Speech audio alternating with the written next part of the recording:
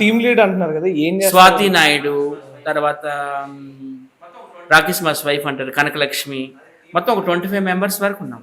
Okay, అదే team lead అంటున్నారు కదా, అసలు ఏం చేస్తారు మీ టీం? టీమ్ లీడర్ అర్థం ఏంటంటే టీంకి వర్క్ ఇప్పియాలి. ఇప్పుడు నేను ఉన్నానా, మా టీంలో అందరికీ ఇంటర్వ్యూస్ ఇప్పియడం, క్రియేట్ చేయడం అనమాట. ఎవరైనా ఇప్పుడు వైజాగ్ సత్య గారు మీ ఇంటర్వ్యూ నాకు కావాలంటే మా టీంలో వాళ్ళకి కూడా చేయండి అన్నాడు.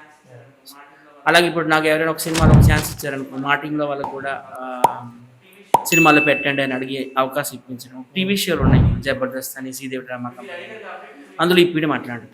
ఇప్పుడు మీరు అడిగారు కాబట్టి టీం లీడర్గా మీరు ఏం చేశారంటే చెప్తాను. ఫస్ట్ నేమ్ తీసుకుందాము, కుర్చీ తాత. ఆ డైలాగ్ కుర్చీ మడత పెట్టి అని డైలాగ్ ఉంది. అది మహేష్ బాబు గారి సినిమాలో వచ్చింది, గుంటూరు కారంలో.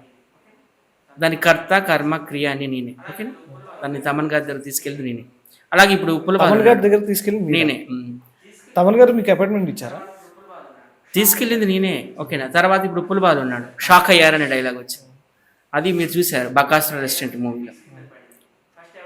ఆ డైలాగ్ బిగ్ స్క్రీన్ మీద పడింది.